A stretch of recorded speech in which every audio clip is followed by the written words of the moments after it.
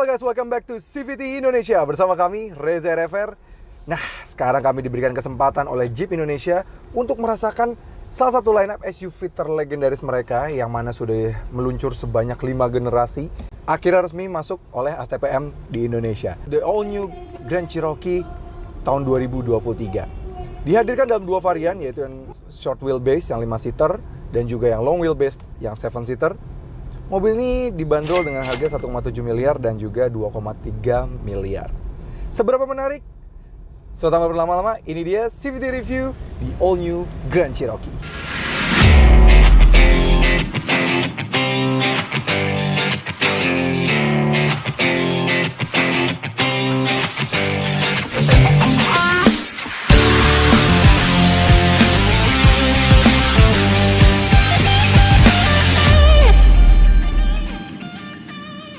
Ya, Jeep Indonesia yang under DAS Motor Indonesia akhirnya resmi meluncurkan generasi kelima dari Grand Cherokee.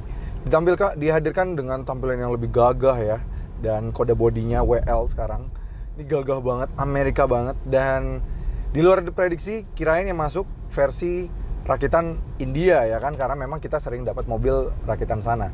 Ternyata Jeep tidak mau memasukkan ke Indonesia dengan versi yang rakitan India, tapi langsung direct dari Detroit, Amerika. Jadi ini benar-benar SUV asal Amerika yang proper, karena since Jeep juga asal Amerika ya.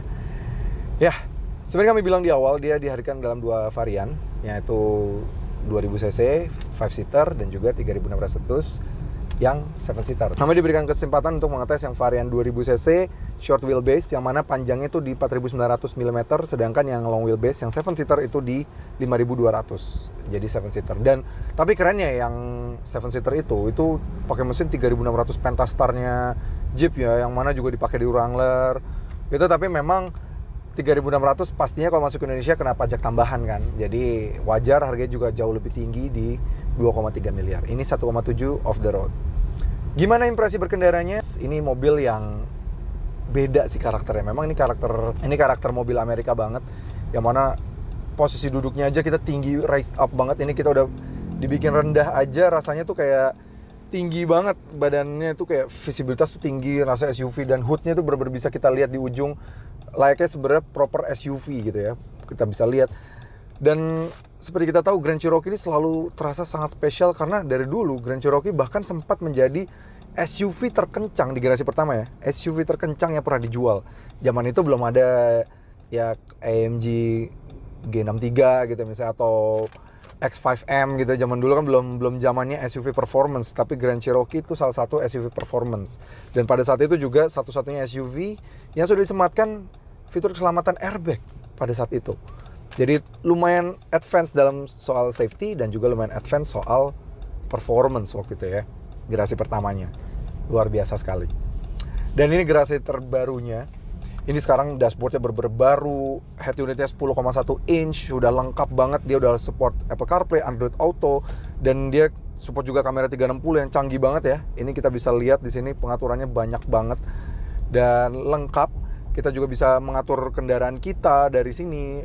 Banyak banget pengaturannya juga, bahkan bisa pengaturan comfort seat kita ya, segala macamnya. Dan tuh kita bisa pendinginan kursi gimana mau diatur ya, arah pendinginannya mau diarahin ke pengemudi atau bagaimana, itu juga bisa. Jadi bener-bener lengkap banget dari layar head unit 10,1 inch-nya ini. Di tengah juga di speedometernya juga sudah ada layar digital juga, sudah digital even sampai varian yang base varian ini. Dan informasi yang ditayangkan juga banyak banget, bisa lihat media, bahkan bisa lihat kemiringan mobil. Terus juga bisa kita ganti digitalnya ya, RPM-nya bisa lebih besar. Terus juga kita bisa melihat fuel consumption pastinya. Jadi ini lengkap banget. Dan juga kita bisa lihat kita lagi select mode off-roadnya tuh lagi di mana. Karena ini ada beberapa mode off-road, jadi seperti sand, mud, snow, auto, dan juga sport gitu. Karena memang Jeep pasti harus 4x4 dong gitu ya kan. Kecuali Jeep Compass lah ya. Oke, setirnya juga layaknya Jeep yang bukan Wrangler line up. Dia mirip banget sama Jeep Compass. Ini desainnya tapi dibuat lebih besar ya. Di grip pun juga enak ini. Dia juga pengaturnya sudah electric tilt dan teleskopiknya. Jadi bagus.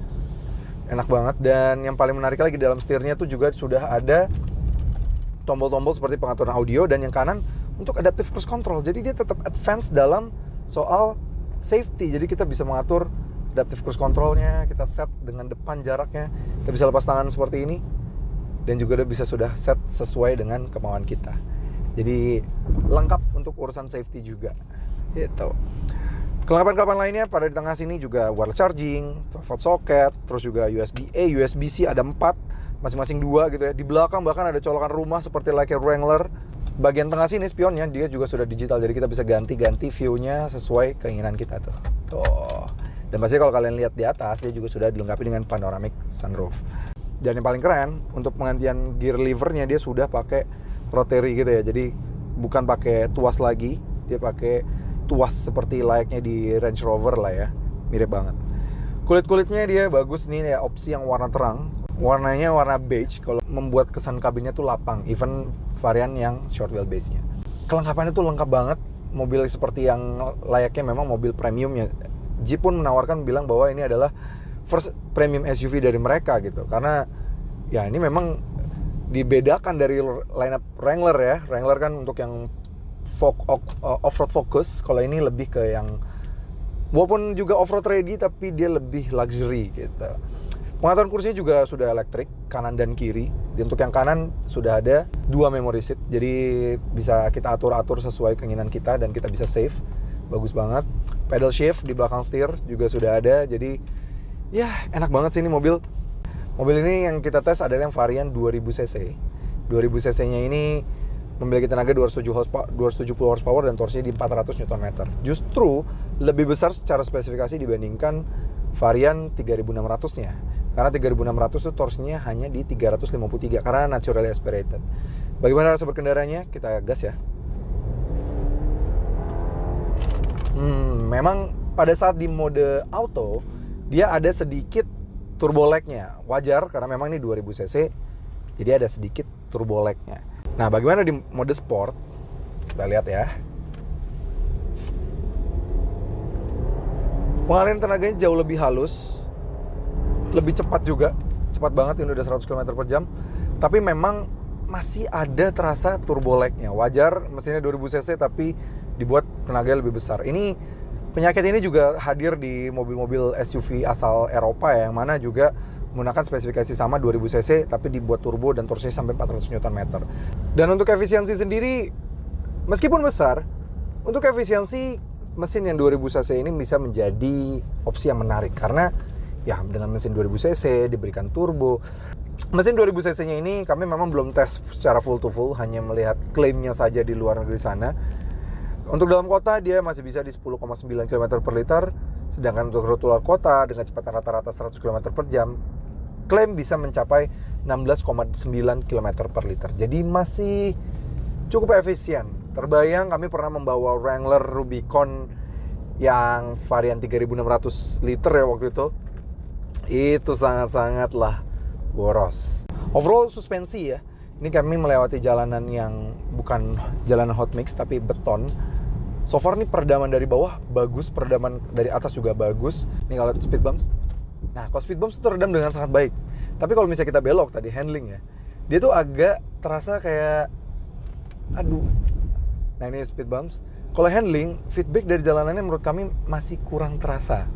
Ya, dia bukan yang SUV sporty banget ya, padahal memang dulu sempat menjadi SUV performance paling tinggi. Tapi yang terbaru ini memang sepertinya, nah itu, kami pernah merasakan SUV premium dengan feedback steering yang lebih baik.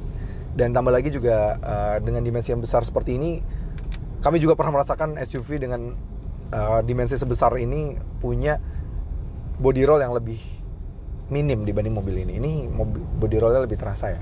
Tapi untuk kenyamanan oke banget. Jadi kalau kalian pencinta atau loyalis Jeep dan pengen punya Jeep yang nyaman, misalnya ini buat keluarga gitu, bawa keluarga, terus kalian punya Wrangler juga tapi buat off-road, si Jeep Grand Cherokee ini bisa memenuhi kebutuhan yang bagian itu. Nah, sebagai SUV dengan harga paling terjangkaunya aja 1,7 miliar, pastinya harus juga nyaman untuk dikemudikan atau menggunakan jasa pengemudi. Karena ya pasti bos-bos yang sudah bisa afford mobil seharga ini ya kan. Nah, di belakang sini gimana rasa berkendaranya? Jujur, sama seperti di depan, nyamannya dapat banget. Ini memang proper mobil premium gitu ya. Tidak seperti layaknya Jeep yang biasa kita ketahui ya, seperti misal Wrangler atau Gladiator yang pasti memang tidak mengedepankan soal kenyamanan. Mobil ini benar-benar mengedepankan kenyamanan. Jadi kalau kalian pengen mendapatkan SUV yang Jeep banget tapi tetap nyaman, stylingnya juga keren banget ya, dari depan tampangnya keren banget ya, lampu-lampunya dengan lampu yang sebenarnya LED reflektor, tapi entah kenapa di mobil ini tetap terasa premium ya. Di belakang juga terasa itu gagah banget, dan konfigurasi bannya yang 20 incinya itu tetap ngisi banget. Itu rasanya tuh di dalam sini ya, nyaman dengan kenyamanan yang dia miliki, dengan ketangguhan desainnya yang rasanya tuh kayak mobil aristokrat banget ya dari belakang sini. Bisa menjadi pembeda untuk kalian di jalanan. Jadi nggak seperti layaknya misalnya kalau mobil-mobil yang kelas gini paling kalian beli ya X5 atau GLE lah, SL Eropa gitu ya. Daripada kedua SUV itu, kalau pengen tampil beda, kami sangat menyarankan ambil ini karena nyamannya tetap dapat. Ini menjadi mobil yang cukup oke banget untuk dimiliki. Kenapa? Karena ini barusan lihat speed bumps, nyamannya luar biasa sih. Jujur, ini bisa menjadi opsi untuk kalian miliki karena legroom di belakang saja kami bisa mendapatkan 13 jari. Ini besar banget. Di belakang kami mendapatkan kelapangan yang sangat luar biasa, dan kami juga masih bisa dibuat lebih recline. Jadi ada beberapa step untuk recline. Ini sudah paling recline, jadi bagus banget. Dan tetap mendapatkan sunshade seperti ini. Jadi bisa mendekatkan privacy dan nggak silau gitu ya. Jadi enak banget. Lampu-lampunya juga sudah LED di belakang sini, premium. Apalagi sistem entertainment-nya yang 10,1 inch itu tadi sudah disematkan juga dengan Alpine Premium Sound System. Jadi suaranya tuh enak banget hingga ke belakang sini. Experience berjalan bersama mobil ini baik di depan maupun di belakang tetap terasa premium quality. Nah, untuk akselerasi sendiri, ya langsung aja kita tes. Ya ada sedikit turbo lag ya. Wah. Pesan kami di Indonesia ini mampu dituntaskan dalam waktu 7,8 detik. Ya cukup oke banget lah. Semoga kami segera diberikan kesempatan untuk menjajal Jeep Grand Cherokee di medan off-road. Karena sejatinya meskipun dia adalah SUV mewah, SUV yang cukup nyaman, tapi yang namanya Jeep tetap memiliki off-road capability yang juara. Ya, kami sudah merasakan Jeep terbaru Grand Cherokee ini. Gimana simpulannya? Bisa disimpulkan bahwa kalau kalian punya budget 1,7 miliar dan daripada bosen mencari SUV premium tuh asal Jerman aja ya, dan atau misalnya paling asal Jepang, opsi Jeep Grand Cherokee terbaru generasi kelima ini bisa menjadi opsi yang baik karena dia lebih off-road ready, lebih proper SUV, dan nyamannya tetap senyaman. Bahkan kami bisa bilang beberapa brand lebih nyaman daripada beberapa brand premium asal Eropa lainnya. Oke, itu aja CVT. Terima kasih sudah menonton. Jangan lupa like video ini, subscribe ke channel YouTube CVT Indonesia, dan nyalakan lonceng notifikasi. Main juga ke Instagram kami di @cvt.indonesia. Dan bagi kalian tertarik untuk meminang mobil ini atau mobil lainnya yang lebih value for money, mobil asal Eropa, bisa cek aja dari Instagram namanya bcaf.usecar. Di sana banyak banget pilihan mobil bekas berkualitas yang mana bisa menjadi solusi terbaik untuk kalian.